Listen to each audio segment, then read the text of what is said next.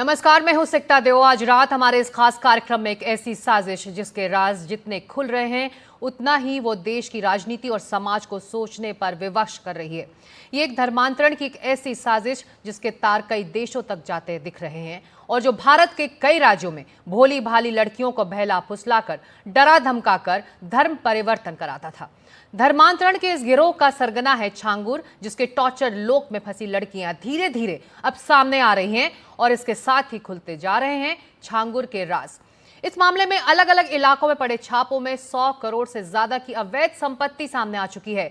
25 गिरफ्तारियां हो चुकी हैं। भारत में प्रतिबंधित संगठन पीएफआई और पाकिस्तान के खुफिया एजेंसी आईएसआई से संबंध सामने आ चुके हैं और ऐसे एक नई कई गैंग सामने आ रहे हैं।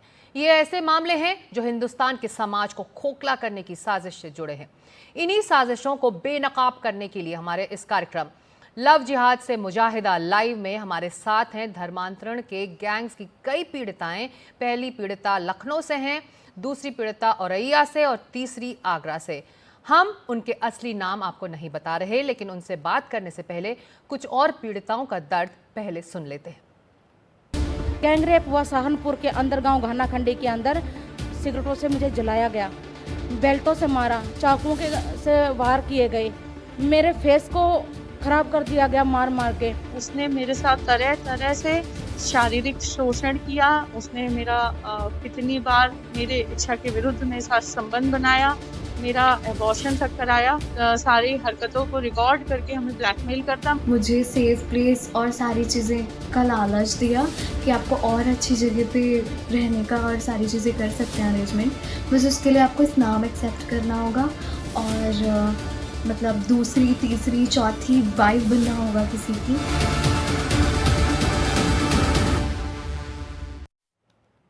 तो लखनऊ, औरैया और आगरा से 3 पीड़िताएं इस वक्त हमारे साथ हैं लाइव। हम बात करते हैं इनसे। चलते हैं पहले लखनऊ।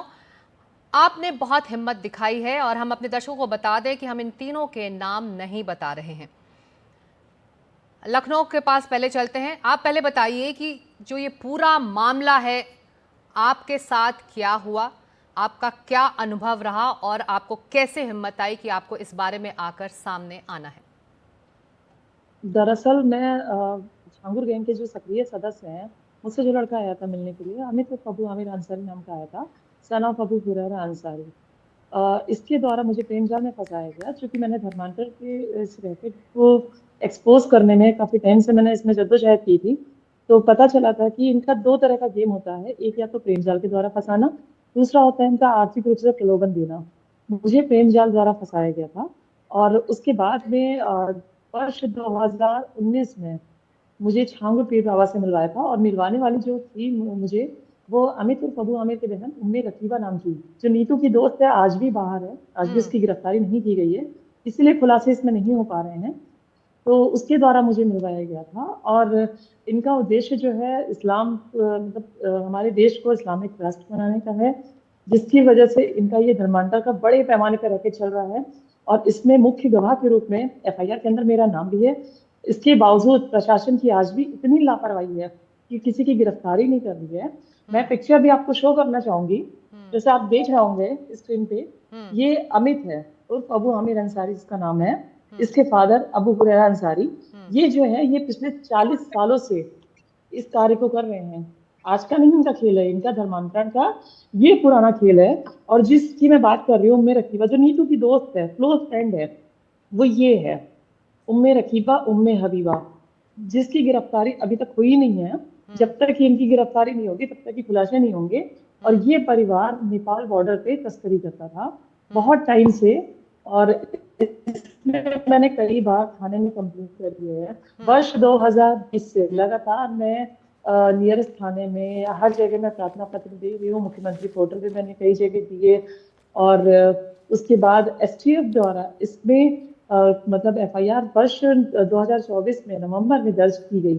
लेकिन गिरफ्तारी प्रशासन की इतनी लापरवाही होने के बाद इसमें आपकी अप्रैल में की जाती है और 2 लोगों की, वो भी जबकि एफआईआर में नामजद 9 लोग हैं। उसके अलावा 2 की गिरफ्तारी होती है 5 जुलाई को, जिसमें छांगुर और उनकी जो दोस्त है नीतू, उसकी गिरफ्तारी होती है, नीतू नसरी। अभी इसमें प्रशासन की लापरवाही की वजह से हम पीड़िताओं को न्याय नहीं मिल रहा है। अगर अभी आप देखेंगे तो एफआईआर में मुख्य रूप से 3 गवाह हैं। 3 गवाह में से एक मैं हूँ, जिसमें से पहले नंबर पे, और एक पीड़िता औरैया से जो जुड़ी है दूसरे नंबर पे उनका है, लेकिन किसी की भी गिरफ्तारी नहीं की गई है। ये प्रशासन की लापरवाही है। मेरी इसमें कई उच्च अधिकारियों से भी बात हुई थी, प्रमुख सचिव जी से भी बात हुई थी, और ADG law and order Amitabh yes sir ने आश्वासन भी दिया था, 1 हफ्ता हो गया है कि आश्वासन दिया था। जी, ये बताइए कि जब आप उनके संपर्क में आई थी, सबसे पहले तो ये बताइए उनके संपर्क में आप कैसे आई थी? जी, सब ये बताइए हमारे दर्शकों को कि आप इस गैंग के संपर्क में कैसे आई, कैसे उनको आपने जाना? दरअसल मुझे प्रेम जाल द्वारा फंसाया गया था, और उसके बाद में मतलब 2000 वर्ष तकरीबन 2016-17 में मुझे पता चला कि ये तो अमित नहीं है, इसका नाम असली नाम है अबू आमिर अंसारी, सन ऑफ अबू हुरैरा अंसारी। फिर उसके बाद में मैंने इस पे एफआईआर की बात करी जब, तो एफआईआर की जब बात करी तो उन लोगों ने, उनकी माँ जो सईदा खातून है और उसके पिता जो है अबू हुरैरा अंसारी, इन लोगों ने मुझ पे दबाव बनाया कि एफआईआर कराओगी तो तुम्हारा समाज से बहिष्कार हो जाएगा। इस तरह से उन्होंने मुझसे बातें करी, जिसकी वजह से उस समय मैं एफआईआर दर्ज कराने की मैंने कोशिश की, मुझे नहीं कराने दिया गया। फिर वर्ष 2019 में मुझे मिलवाया गया नीतू की जो दोस्त है उम्मे रकीबा, इसके द्वारा, और इसका एक भाई है डॉक्टर अबू सईद अंसारी, इसके द्वारा मुझे मिलवाया गया नीतू से।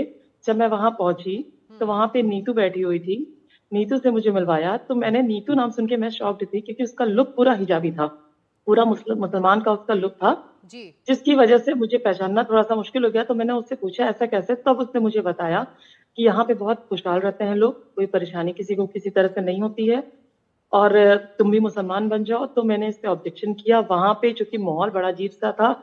आज जो ये इतनी बड़ी हवेली को ढाया गया है, उस समय ये हवेली नहीं हुआ करती थी, वहां पे कंस्ट्रक्शन चल रहा था। तो बाबा जो था, छांगुर बाबा, एक छोटे से कमरे में बैठा हुआ था। वहां पे कम से कम 30 महिलाएं थी, जो ज्यादातर सब हिंदू थी। तो उनका ब्रेन वॉश किया जा रहा था, उनको डाइवर्ट किया जा रहा था। तब मेरी मुलाकात हुई थी। उसके अलावा 2-3 बार मेरी लखनऊ में मुलाकात हुई थी।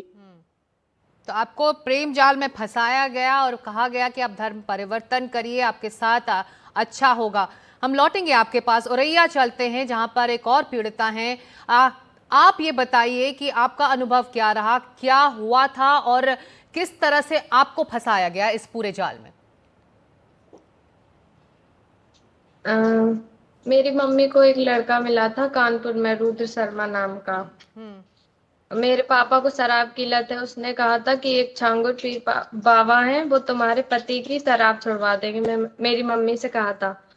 और 2019 में हम बाबा से मिले, उन्होंने हमें एक ताबीज दी और दुआ पढ़ी। उसके बाद हम अपने घर पे आ गए। और वो रुद्र मेरे घर पे आता जाता था। उसका असली नाम मेराज अंसारी था, जबकि उसकी बहन भी नाम बदल के आती थी मेरे घर पे। और 2024 में उसने कहा कि बाबा कानपुर आए, उनसे मिल लो चल के। हम उसके साथ चले गए।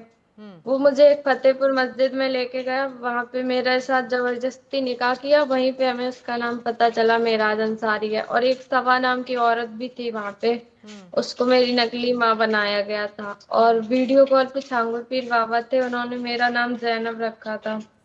3 महीने तक उन लोगों ने हमें अपने घर पे कैद करके रखा था। उसकी अम्मी रोज हमें नमाज सिखाती थी, अरबी सिखाती थी। तो आपके माता और पिता को इसकी जानकारी थी कि आपके साथ क्या हो रहा है? नहीं, उनको नहीं पता था कुछ भी। तो आप जब कह उन रही हैं लोगों ने कि आपके, थाने में मेरी गुप्त जी, आप कह रही हैं कि जबरदस्ती निकाह पढ़वाया गया, तो क्या आपके परिवार को इस बारे में जानकारी थी कि आपकी जबरदस्ती शादी कराई जा रही है? नहीं थी जानकारी। उन लोगों ने, मेरी मम्मी पापा ने, दोनों ने मेरी गुमशुदगी की रिपोर्ट लिखवाई थी थाने में। उन लोगों पे कोई भी कार्रवाई नहीं हुई थी। तो आप ये और कह मेरे रही हैं पापा कि रोज थाने, आप कह रही हैं कि उस शख्स पर आपने भरोसा किया और आप उसके साथ गई, आप ये कह रही हैं? जी, तो वो वहां, मुझे बाबा से मिलाने के लिए ले गया था। छांगुर पीर बाबा से कहा, उसने कहा था कि बाबा कानपुर आए, उनसे मिल लो चल के, पापा की शराब छुड़वाने के लिए। तभी हम उसके साथ चले गए थे। रुद्र शर्मा बन के आता था मेरे घर पे, वो उसके पास आधार कार्ड भी था रुद्र शर्मा नाम का।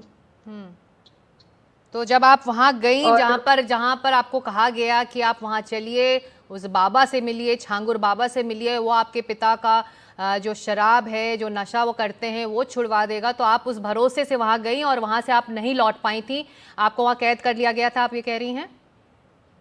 जी जी। फिर क्या हुआ जब आप वहां कैद में थी? आप थोड़ा विस्तार से बताइए। वहां पे वो लोग रोज छांगुर पीर से वीडियो कॉल पे बातें करते थे, भारत को इस्लामी मुल्क बनाने की। उसका भाई है एक हंजला, वो कहता रहता था कि 2047 तक ये मुल्क हमारा होगा। रोज वो लोग बाबा से बातें करते थे वीडियो कॉल पे। और जब हम प्रेग्नेंट नहीं होते थे तो वो उसके अब्बा उसको डांटते थे, मेराज को कहते थे कि ऐसे ही बनाओगे भारत को इस्लामी मुल्क। कहते थे अब हम इसके साथ शारीरिक संबंध बनाएंगे। तो आप कह रही हैं कि आप जैसी और भी लड़कियां आपके साथ वहां कैद थीं? उस उसके सभी भाई हिंदू लड़कियों से बातें करते हैं, और सारे 4 भाई हैं उसके, 4-5 सभी हिंदू लड़कियों से बातें करते हैं। 20-25 लड़कियां उनके टारगेट में हैं। हिंदू नाम बता के भी करते हैं किसी किसी पे। तो आपका धर्म परिवर्तन वहां कराया गया था? जी, धर्म परिवर्तन कराया जाता। छांगुर पीर बाबा ने वीडियो कॉल पे, एक मौलाना भी थे मस्जिद में, फतेहपुर मस्जिद में। तो आपको ये एहसास था कि आपके साथ वहाँ क्या हो रहा है? आप कैद में हैं, अपने परिवार से नहीं मिल पा रही, माता पिता से दूर हैं। आप तो अपने पिता की भलाई के लिए वहाँ गई थी, लेकिन आप वहाँ कैद हो गई। तो ये एहसास कब हुआ कि मुझे यहाँ से निकलना है और मेरे साथ जो हो रहा है वो गलत हो रहा है? जब हम कुछ कहते थे वो लोग हमें धमकी देते थे, कहते थे कि तुम्हारी मम्मी को मरवा देंगे और तुम्हारे पापा पे झूठा इल्जाम लगा देंगे। 3 महीने बाद हम उसके घर से भाग के आ गए थे। और जब हम भाग के आए तो वो भी मेरे पीछे आ गया। मेरे पापा को मेरे वीडियो दिखाए उसने गंदे। मेरे पापा ने उससे डिलीट करने के लिए कहा। उसने कहा कि तुम अपनी छोटी बेटी की शादी हमसे करा दो, हम ये वीडियो डिलीट कर देंगे अभी। मेरे पापा को गुस्सा आ गई, तभी उन्होंने लोहे का रॉड उसके सर पे मार दिया था और वो गिर के मर गया था बेसमेंट में। वहां पे लोहे का बहुत सारा सामान पड़ा था। और मेरे मम्मी पापा को दोनों को जेल में भेज दिया गया। और हम अपनी FIR लिखाने गए थे यहाँ पे थाने में, और मेरी FIR नहीं लिखी गई थी यहाँ पे। उसके बाद हमने ATS में लिखवाई थी अपनी FIR, और बयान भी दिया था कोर्ट में। ये पूरी घटना कब की है? ये वो मुझे मई में लेके गया था और सितंबर में हम अगस्त या सितंबर में हम उसके घर से भाग के आ गए थे। ये कौन से साल की बात आप बता रही हैं? 2024 की। ये पिछले साल की बात है आप कह रही हैं, और आपने फिर जाकर ATS में अपनी रिपोर्ट दर्ज करवाई थी। हम लौटेंगे आपके पास। और तीसरी पीड़िता जो इस वक्त हमारे साथ लाइव हैं वो आगरा से हैं। आगरा में तमाम तफ्तीश चल रही है और जांच भी चल रही है और धरपकड़ भी आगरा में तेज है। आप अपनी आप बीती हमारे दर्शकों के साथ अगर आप शेयर कर सकें, आपके साथ क्या हुआ था?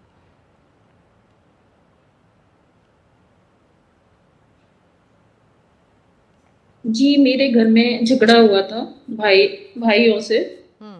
तो उसके लिए मैं दीवानी कलेक्ट्री गई थी। वहाँ मुझे जलालुद्दीन नाम के एडवोकेट मिले। जो भी घर की स्थिति थी मैंने उनको सब बताया, जो भी परेशानी थी सब मैंने जलालुद्दीन को बताया। तो उन्होंने मुझे विश्वास में लिया और कहा कि परेशान मत हो, मैं ये सब कुछ तुम्हारा ठीक कर दूंगा। उसी की वजह से जलालुद्दीन का मेरे घर पर आना जाना शुरू हो गया। और एक दिन वो अचानक घर पर आते हैं तो मेरी तबीयत ठीक नहीं थी। तो मैंने बोला सर इतनी तबीयत खराब नहीं है। तो उन्होंने बोला, इतनी हमदर्दी दिखाई कि वो मेरे को डॉक्टर के पास ले जाने के लिए बोले। लेकिन मैंने उन्हें मना करा। मैंने कहा नहीं, उसकी जगह वो मुझे कांग्रेस कार्यालय में लेकर चले जाते हैं। वहाँ उन्होंने मेरे साथ में गलत काम किया। पिस्तौल दिखाकर। वो उन्होंने गलत काम किया, तो उसके बाद में जलालुद्दीन ने फिर मैं अपने घर पर आ गई। फिर कुछ दिन के बाद में वो मेरे घर पर आते हैं। आके उन्होंने देखा कि घर का माहौल एकदम ठीक है, मैंने किसी को कुछ नहीं कहा, तो वो ही सब इन्होंने मेरे फिर घर पर आके करना शुरू कर दिया जलालुद्दीन ने।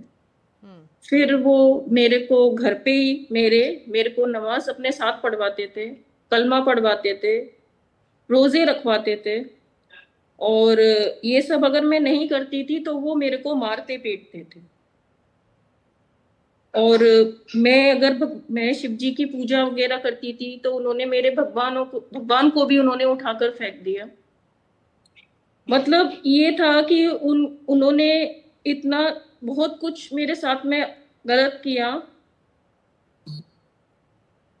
कि हम लोग खुद अपने घर में ही इस जलालुद्दीन से डर के अपने घर में ही बंद होकर रहने लगे। वहां सिर्फ मेरी बेटी और मेरी माँ थी जी। और बस वो मेरे को अपने साथ में ही ये बस नमाजें पढ़वाना, कलमा पढ़वाना, मतलब यही सब चीजों का उन्होंने मेरे ऊपर ज्यादा जोर डाला। और उन्होंने मेरे से जो मैंने किया नहीं है, उन्होंने एक निकाहनामा भी दिखाया। हाँ, उन्होंने एक निकाहनामा दिखाया है कि मैंने उनसे निकाह किया। तो मैंने ये भी कहा कि पुलिस इसकी जांच करे कि ये कौन मौलवी है, लेकिन मैंने ऐसा कुछ भी नहीं किया। एक फोटो लगाने से अगर निकाहनामा होता है तो मैं उसको नहीं मानती। जलालुद्दीन ने एक निकाहनामा भी निकलवाया, लेकिन मैंने ये भी पुलिस को बोला कि आप इसकी जांच करिए, ये जो निकाहनामा है जी।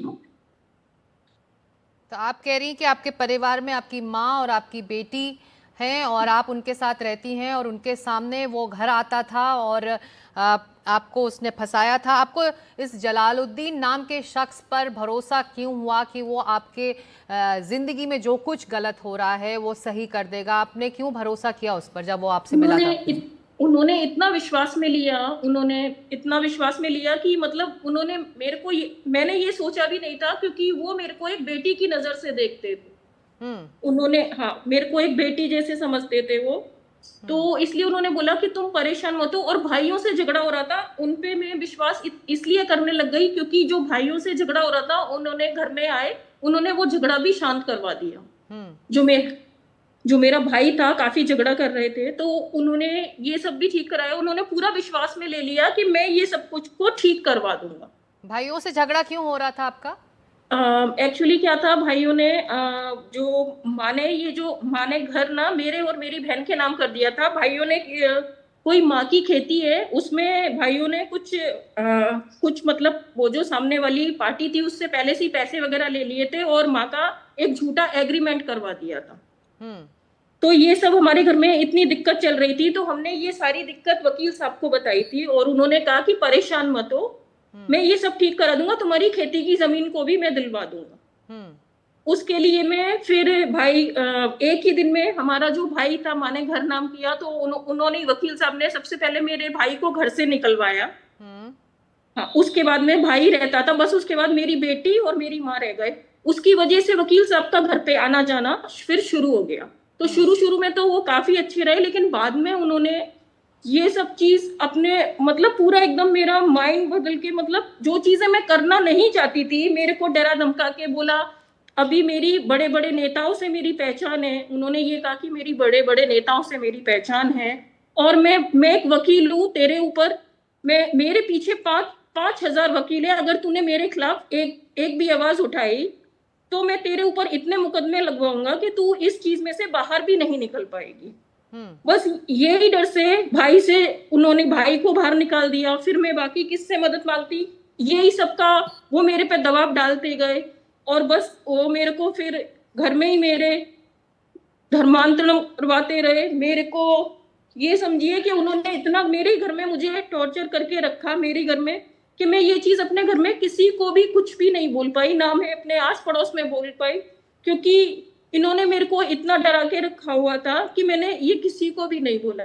और जब मेरी माँ गुजर गई, उसके बाद में तो इन्होंने इतना अत्याचार मेरे पे और मेरी बेटी पे किया कि हमने इनके आगे अपने हाथ भी जोड़े कि हमें छोड़ दीजिए, हमें छोड़ दीजिए, हमें जाने दीजिए, लेकिन इनको थोड़ा सा भी हमारे ऊपर बिल्कुल भी रहम नहीं आया और ये हमारे साथ ये सब चीज को करते रहे।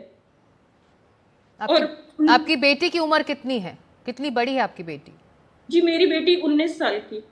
19 साल की है। तो वो आपके साथ जो कुछ गुजर रही थी वो बेटी भी देख रही थी?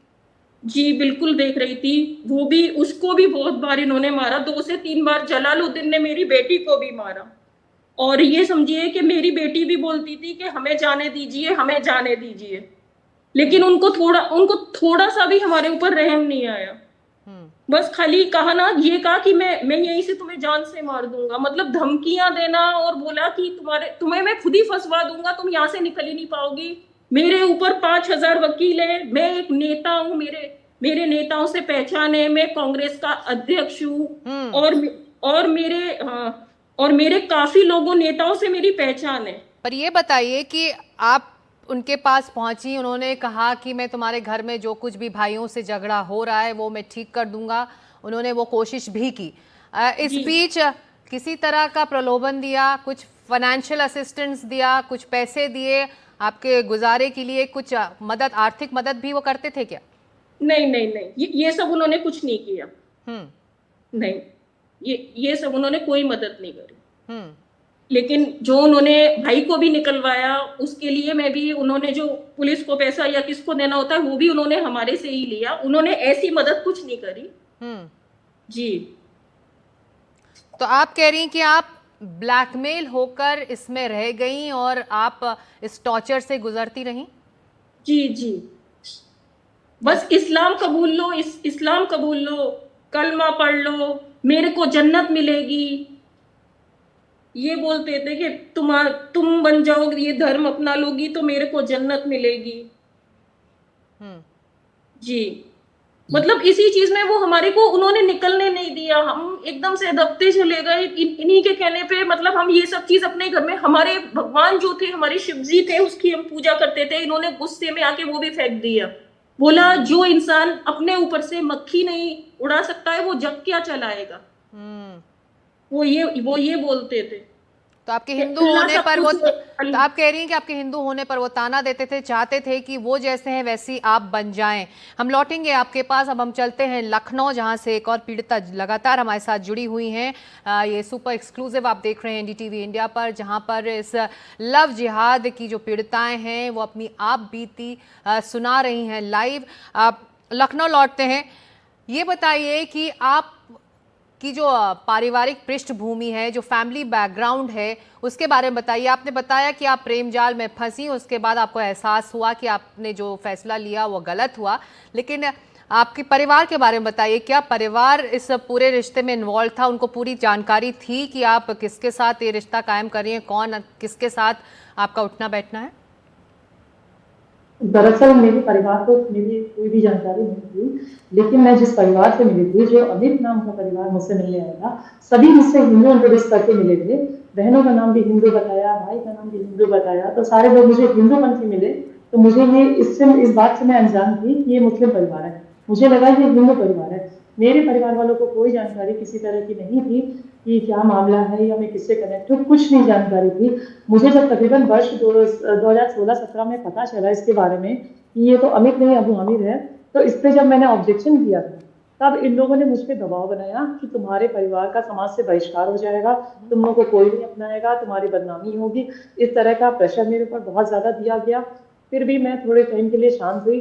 फिर मुझे जो अबू आमिर की दोस्त, वो अबू आमिर की बहन है, उम्मे रकीबा, इसकी जो दोस्त है नीतू, जब ये मुझे चांद औलिया दरगाह उतरवाला लेकर गए थे, तब वहां पे मेरी मुलाकात हुई थी। उस दौरान पे ये मुझे पता चला, तब उन्होंने कहा कि नहीं, मुसलमान में बहुत खुशहाली होती है, मुसलमान में डाइवर्ट हो जाओ। तो मुझे बहुत अनकंफर्टेबल लगा, क्योंकि बहुत अजीब सा गंदा सा वहाँ का माहौल था, लुबान जल रहा था, मतलब चीजें बहुत असुरक्षित सी थी वहाँ पे। जब मैं वहां से वापस आई, फिर मैंने वापस से मैंने FIR की बात करी, तो उस पर कार्रवाई की बात करी। फिर अबू आमिर की माँ ने मुझसे, सईदा खातून अबू हुरैरा ने फिर मुझ पर दबाव बनाया, और दबाव बनाते हुए वर्ष 2020 में मेरा धोखे से धर्मांतरण कराया गया, मेरा निकाह कराया गया।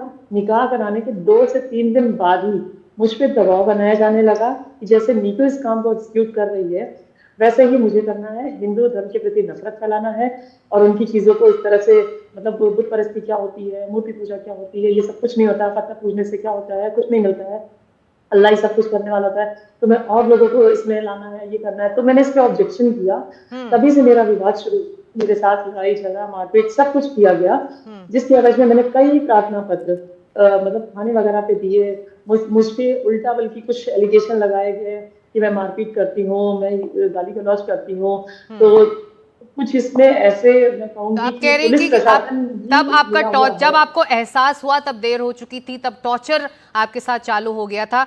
आपने जो औरैया से पीड़िता हैं या फिर जो आगरा से पीड़िता हैं उनकी भी आप बीती आपने सुनी। अब क्या लग रहा है कि वो ऐसे लोगों को या ऐसी लड़कियों को टारगेट करते हैं जिनके परिवार में कोई परेशानी है, जिनके आगे पीछे कोई देखने वाला नहीं है, तो वो चाहते हैं कि हम इनके लाइफ में आएँ और इनके जो तमाम शिकायतें हैं या दुख दर्द हैं वो दूर करें और एक इजी एंट्री इस परिवार में या उनकी ज़िंदगी में मिल जाए। आपको लगता है कि ऐसे लोगों को ज़्यादा टारगेट किया जाता है? जी, जी, बिल्कुल, बिल्कुल, जो आर्थिक रूप से प्रलोभित करते हैं, तो जैसे अभी एक रेट लिस्ट जारी हुई थी, जो कि मैंने एसटीएफ द्वारा बताया था रेट लिस्ट कि इस तरह का रेट तय किया जाता है। ये रेट लिस्ट जो जारी हुई थी, यहाँ से क्या होता है, ये रेट लिस्ट भेजी जाती है गल्फ कंट्रीज में। वहां पे बताया जाता है कि मैंने इतने धर्मांतरण कराए हैं, उसके एवज में वहां से पैसा आता है और वो पैसा किसी पीड़िता को ना देते हुए जो इनकी गैंग के सक्रिय सदस्य होते हैं, जो इनको टारगेट करते हैं, हम जैसे पीड़िताओं को टारगेट करते हैं, तो उनको दिया जाता है कि जो टारगेट करते हैं वो भी 1000-2000 रुपए से ऐसे करके उनकी मदद करेंगे या दवाई दिला देंगे या छोटे मोटे ऐसे करके मदद करके दिखाते हैं कि ये है जो आर्थिक रूप से कमजोर वर्ग होता है। दूसरा तरीका जैसे मैंने बताया ना कि प्रेम जाल का होता है, जिसको पता रहता है कि जो अपनी फैमिली से मजबूत है या वो आर्थिक रूप से प्रलोभित नहीं हो सकती है, तो उसको वो अपने प्रेम जाल में फंसाते हैं, अपनी आइडेंटिटी को छुपाते हैं, अपने परिवार की आइडेंटिटी को छुपाते हैं। और इसमें सिर्फ एक लड़का ही नहीं आता है, उसकी बहनें खास तौर पे शामिल होती हैं, महिलाएं शामिल होती हैं, ताकि उनको अपने विश्वास में लिया जा सके। और ये रैकेट कोई छोटे पैमाने पे नहीं है, अभी सिर्फ छांगुर की गिरफ्तारी हुई है और इसमें एफआईआर में 9 नामजद हैं, जिसमें 13 लोगों की, कुछ और लोगों की गिरफ्तारी हुई है। लेकिन जितना पीड़िताओं का इसमें बयान हुआ है, बयान के आधार पे भी और सारी चीजें उनको प्रोवाइड होने पर साक्ष्यों के आधार पे भी किसी की गिरफ्तारी नहीं की जा रही है, क्योंकि प्रशासन कहीं ना कहीं उनसे प्रलोभित है। जो इसमें कल्पित हैं, अपराधी हैं, जो जिनके जिनके मैंने नाम लिए, जैसे नीतू की दोस्त अभी उम्मे रकीबा, इसकी गिरफ्तारी अभी तक नहीं हुई है, तो धर्मांतर गैंग का पूरा खुलासा तब तक नहीं हो सकता है जब तक कि इन लोगों को पकड़ा नहीं जाएगा जो 40 साल से धर्मांतरण कर रहे हैं। जो आप कह रही कि सभी लोगों के गिरफ्त में आने के बाद ही इस पूरे सिंडिकेट की जानकारी और परतें खुलेंगी। औरैया चलते हैं, औरैया से हमारे साथ लगातार पीड़िता जुड़ी हुई हैं। आपने बात सुनी लखनऊ की, जहां पर उन्होंने माना कि उन लोगों को, उन लड़कियों को टारगेट किया जाता है जिनके परिवार में परेशानी है, जिनकी ज़िंदगी में परेशानी है। तो एक आराम से एक बातचीत आगे बढ़ सकती है इस तरह की लड़कियों के साथ। और जैसा कि आपने पहले बताया कि आपके परिवार में खुशहाली लौटे, आपके पिता जो शराब की आदत में थे वो किस तरह से बंद करा सकते हैं, इसी तरह से आपकी ज़िंदगी में वो शख्स आया और उसके बाद आप कैद हो गई। तो आपको लग रहा है कि इस तरह की लड़कियों को ही ढूंढा जाता है और उनको टारगेट किया जाता है? जी बिल्कुल, जो लड़कियां परेशान होती हैं उन्हीं को ये लोग टारगेट करते हैं, जिनके घर पे ज्यादा परेशानी होती है। तो कुछ प्रलोभन दिया जाता है क्या, पैसों का या फिर कुछ प्रॉपर्टी का, कि आप हमारे साथ आइए तो आपको ये मिलेगा, आपके परिवार को ये मिलेगा, आपके माता पिता को ये चीज़ें दी जाएंगी या ये पैसे दिए जाएंगे, इस तरह का प्रलोभन क्या दिया जाता है? कुछ जानकारी आपको भी दिया गया? नहीं, मुझे तो कोई प्रलोभन नहीं दिया गया था पैसों वैसों का। बस ये कहा गया था कि तुम्हारे पापा की शराब छूट जाएगी, बाबा छुड़वा देंगे छांगुर के द्वारा। इसीलिए हम उनके पास गए थे, बुधवार मिले भी थे। उन्होंने हमें 2000 रुपए भी दिए थे जब उनसे पहली बार हम मिले थे, और ताबीज भी दी थी, दुआ भी पड़ी थी कुछ। तो उसके बाद आपको भरोसा हुआ कि शायद ये जो परेशानी हमारा परिवार जिससे गुजर रहा है वो ठीक कर दे? हाँ, वो ये भी कहते थे कि मेरे पास बड़े बड़े अधिकारी आते हैं, उन सबके मुसीबतें दूर हो गई। कई लोगों की मुसीबतें हम दूर कर चुके, ये सब बातें कहते हैं। तो इन बातों से आपको भरोसा हुआ और आप उनके पास पहुंची थी। आप तीनों हमारे साथ बने रहिए। आप एनडीटीवी इंडिया पर देख रहे हैं ये सुपर एक्सक्लूसिव, जहां पर लव जिहाद की 3 पीड़िता अपनी आप बीती सुना रही हैं लाइव। उस बीच देहरादून से भी एक पीड़िता की जुबानी सुनिए, किस तरह सोशल मीडिया के जरिए उन्हें फंसाया गया और कैसे दबाव से इस्लाम कबूल करवाया गया। मुझे कांटेक्ट किया अबू तालिब ने फेसबुक पे।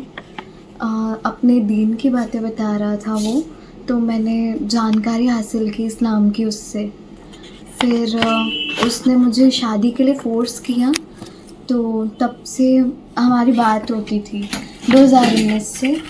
फिर उसके बाद उसने धीरे धीरे अपनी फैमिली से भी कांटेक्ट कराया, अपनी सिस्टर सुमैया से और सफ़िया से। और फिर उसके बाद उसने मेरा आयशा से कांटेक्ट कराया, अब्दुर्रहमान से कांटेक्ट कराया। और आयशा ने फिर मेरे घर की स्थिति जान के मुझे सेफ़ प्लेस और सारी चीज़ें का लालच दिया कि आपको और अच्छी जगह पे रहने का और सारी चीज़ें कर सकते हैं अरेंजमेंट, बस उसके लिए आपको इस्लाम एक्सेप्ट करना होगा और मतलब दूसरी, तीसरी, चौथी वाइफ़ बनना होगा किसी की। और तब इसी वजह से आप पे इन्वेस्ट किया जाएगा, अदरवाइज़ आप पे कोई पैसा इन्वेस्ट नहीं करेंगे, ऐसा। तो फिर वो बहुत सारे ग्रुप्स के कंटैक्ट्स उसने मुझे दिए। अयान जावेद का कंटैक्ट दिया, अब्दुर्रहमान उर्फ रूपेंद्र प्रताप का दिया, और दिल्ली में एक मुस्लिम अंकल है, उसका नाम भी अब्दुर्रहमान है, उसका कंटैक्ट दिया मुझे। और इन लोगों को कहा कि मतलब इनमें से किसी की फर्स्ट नहीं, पर हाँ सेकंड थर्ड वाइफ बन सकती हैं आप, तो ही आप पे इन्वेस्ट करेंगे, और इस्लामिक चीज़ें फॉलो करनी होगी तो ही इन्वेस्ट करेंगे, तो ही आप मतलब आपकी हेल्प की जाएगी, अदरवाइज़ आपको हेल्प नहीं दी जाएगी। और अब्दुर्रहमान उर्फ रूपेंद्र और अब्दुर्रहमान फ्रॉम दिल्ली और अबू तालिब, इन लोगों ने मुझे कलमा पढ़ने पे फोर्स किया है, इस्लामिक कन्वर्जन के लिए जो ज़रूरी होता है वो। अब्दुर्रहमान उर्फ रूपेंद्र ने मुझे लिस्ट भेजी थी बहुत सारे इस्लामिक नेम की, उसमें से उन्होंने मेरा नेम मरियम रखा था।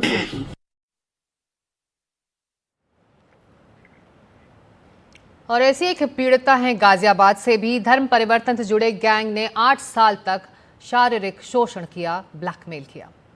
2015 में लखनऊ में एक लड़का जिसका नाम मोहम्मद फैजान है, उसने फेसबुक के थ्रू अक्षय नाम से हमसे जान पहचान बढ़ाई, और फिर वहां से उसने हमें अपने झांसे में लिया, और 2016 में वो नौकरी का और बाकी झांसा देके वो गाजियाबाद लेके आया। 2015 से 2023 तक उसने मेरे साथ तरह तरह से शारीरिक शोषण किया। उसने मेरा कितनी बार मेरे इच्छा के विरुद्ध मेरे साथ संबंध बनाया, मेरा एबॉर्शन तक कराया, और हमें इसी सारी हरकतों को रिकॉर्ड करके हमें ब्लैकमेल करता, मेरी मेडिकल रिपोर्ट यूज करके हमें ब्लैकमेल करता और अपने चंगुल में फंसा के रखा। इस्लामिक चीजों का पढ़ने का जोर जबरदस्ती किया इसने, इसके परिवार वालों ने, और उसने वो कुछ किताबें भी वहां से दी, जो किताबों का जब हम अब सोशल मीडिया पे नाम देख रहे हैं, शियाज तैबा करके कोई किताब है जो इसने हमें दी, और वो पढ़ाने की जबरदस्ती करता था। जी, ये तो आप देख रहे हैं एनडीटीवी इंडिया पर सुपर एक्सक्लूसिव लव जिहाद की 3 पीड़िताएं इस वक्त हमारे साथ लाइव हैं, लखनऊ से, औरैया से और आगरा से। हम तीनों से ये बातचीत जारी रखेंगे, उनकी आप बीती लाइव आपके सामने है। लेकिन धर्मांतरण के पूरे रैकेट पर हमारे सहयोगी आशुतोष चतुर्वेदी ने बात की है आगरा के पुलिस कमिश्नर दीपक कुमार से। आइए सुन लेते उन्होंने क्या कहा। क्या बड़े खुलासे हुए हैं और ये किस तरह से प्रभावित करने की कोशिश हो रही है?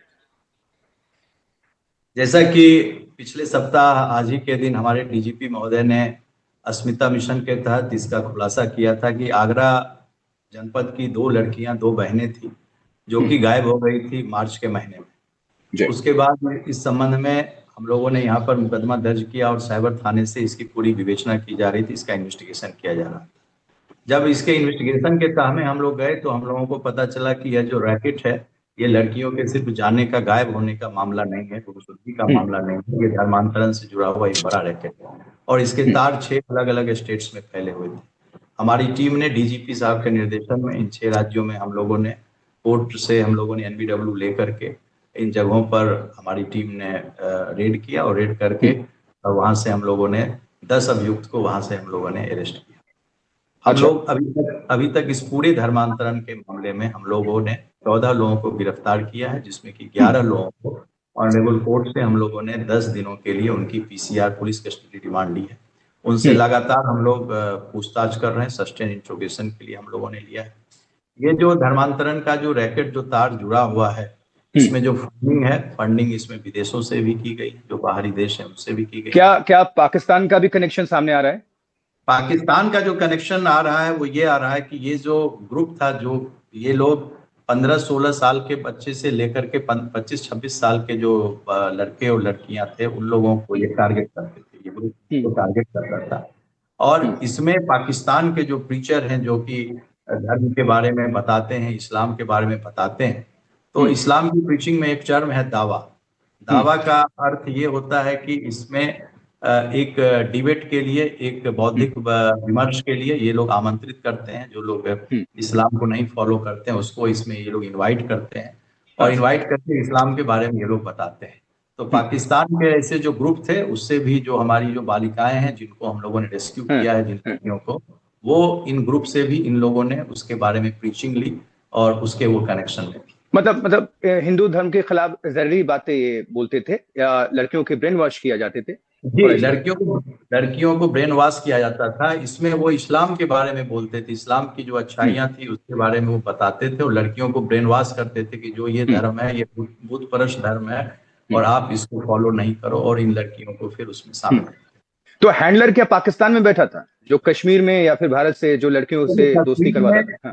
कश्मीर में भी इसके लोग थे, पाकिस्तान के भी लोग टीचर थे और वो इनको बताते थे। और मैं आपके माध्यम से लोगों को इसमें बताना चाहता हूं कि जी तो हम लोग इंटरनेट पर या आजकल के जो बच्चे हैं, जो नए जनरेशन के लड़के लड़कियां हैं, Ludo King, track and field, Ludo Star, इन सबको जो खेलते हैं, तो शुरुआत इसी से हुई। एक जो लड़की थी जिसको हम लोगों ने रेस्क्यू किया, वो लूडो किंग के थ्रू वो पाकिस्तान के एक लड़के से जुड़ी और फिर उसने इस्लाम पर बातचीत उसकी शुरू हुई और फिर उसके बाद वो उसके प्रभाव में आ गई। तो इसमें जो लोग बैठे हुए थे, तो मेन जो आदमी अभी तक की जो हमारी जांच में आया है, मेन 2 आदमी थे। जो अब्दुल रहमान नाम का एक आदमी था जो दिल्ली में, और ये आदमी 2021 में उत्तर प्रदेश की ATS ने कलीम सिद्दीकी नाम के एक व्यक्ति को गिरफ्तार किया था। उसका एक रैकेट था धर्मांतरण का।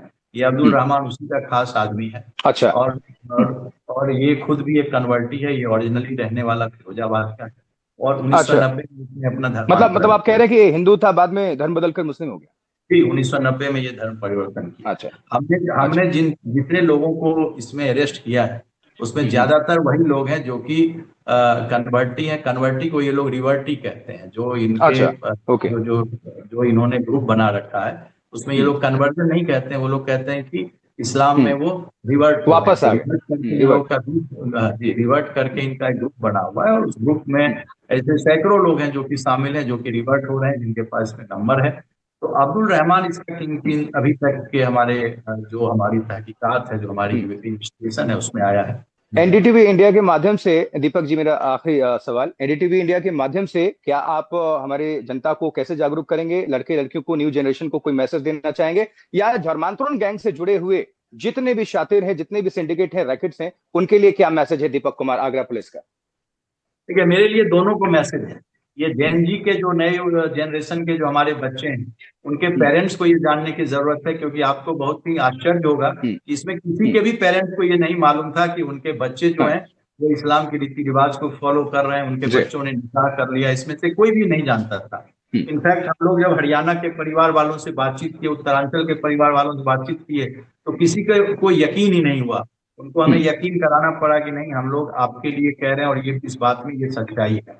तो हमारे जो लड़के जो चाहे वो लूडो खेलें, चाहे पबजी खेलें, तो इस पर घर वालों को ध्यान देने की जरूरत है और नए जनरेशन के बच्चों को भी ध्यान देने की जरूरत है कि आपको इसमें फंसाया जा रहा है। आपको कोई जो भी अपने धर्म के बारे में बता रहा है, आपको गुमराह करके ट्रैप में फंसा रहा है। तो हम लोगों को इस ट्रैप में नहीं फंसना है। और मेरा आपके माध्यम से जो लोग इस तरह के अभियान चला रहे हैं धर्मांतरण का गलत तरीके से, किसी भी व्यक्ति को अपनी इच्छा से धर्म परिवर्तन के लिए भारत में कानून बनता है। उस कानून के थ्रू यदि लोग धर्म परिवर्तन करते हैं, इसमें कोई बुराई नहीं है। उसके 3 डिफरेंट स्टेजेस हैं, उस स्टेज को फॉलो करें। लेकिन लोगों को इंसाइज करके, लोगों को झूठ बोल करके, गरीब लोगों को पैसे का लालच दे करके या उनके इमोशन को कब्जा करके धर्मांतरण करना सख्त से सख्त सजा होगी, प्रदेश में निषेध है और उस पर सख्त कार्रवाई की है। तो दीपक कुमार जो कमिश्नर हैं आगरा के पुलिस कमिश्नर, उन्होंने कहा है कि बड़ी साजिश का पर्दाफाश हुआ है। और इस वक्त आप देख रहे हैं ये सुपर एक्सक्लूसिव एनडीटीवी इंडिया पर, जिसमें लव जिहाद की 3 पीड़िताएं लाइव हैं इस वक्त 3 अलग अलग उत्तर प्रदेश के शहरों से, लखनऊ, आगरा और औरैया। हम चलते हैं सीधे आगरा। हमने सुना पुलिस कमिश्नर को, आप के शहर के पुलिस कमिश्नर हैं और अपील कर रहे हैं कि झांसे में ना आए, बहुत ज़्यादा सतर्क रहें और जो भी कोई संपर्क में आए किसी भी लड़की के, उसके बारे में अपने परिवार से सलाह मशवरा ज़रूर करें। आप लोगों ने हिम्मत दिखाई है और आप लोग आगे आकर अपनी आप बीती सुना रही हैं। इस वक्त आप क्या अपील करेंगी ताकि आगे जो कुछ आपके साथ हुआ, जो टॉर्चर हुआ है, जिन दर्द से आप गुजरी हैं, वो किसी और के साथ ना हो? तो क्या क्या आप सुझाएंगी ताकि जो आगे भविष्य में लड़कियां सतर्क रहें और इस तरह के जाल में ना फंसें? जी, मैं तो बस यही बोलूंगी कि जैसा मेरे साथ में हुआ है ऐसा किसी के साथ ना होए। और मैं सभी यही बोलूंगी कि इन सब मतलब कि कोई भी मदद मांगने के लिए मेरे ख्याल से मुसलमान के पास में नहीं जाना चाहिए। जो मैंने गलती की है, मैं तो सभी से यही चाहूंगी कि मदद मांगने के लिए मुस्लिम के पास नहीं जाना चाहिए। जो मैंने गलती करी है, मुझे इतना विश्वास में लेके ये जलालुद्दीन ने जो मेरे साथ में किया है, वो ऐसा किसी के साथ में भी ना हो।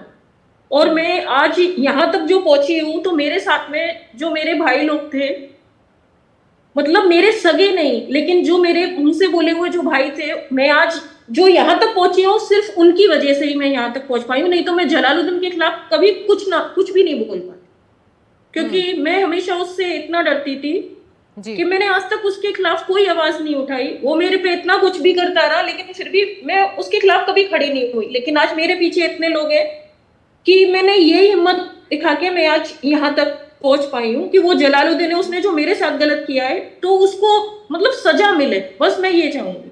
जी, तो आप कह रहे हैं कि सतर्क रहें और अगर आपके साथ गलत हो रहा है तो तुरंत जो आपके नज़दीकी हैं, करीबी हैं, उनसे बात करिए। औरैया चलते हैं। एक आखिरी कमेंट आप दोनों से, लखनऊ और औरैया से। पहले औरैया की पीड़िता के पास चलते हैं। जो बात बड़ी साजिश का पुलिस कर रही है, आप उनके चंगुल में फंसी थी, कैद में थी, आपने देखा कि बहुत बड़ा नेटवर्क है, किस तरह से ये नेटवर्क काम करता था और इसको लेकर किस तरह से अब सतर्क होना चाहिए?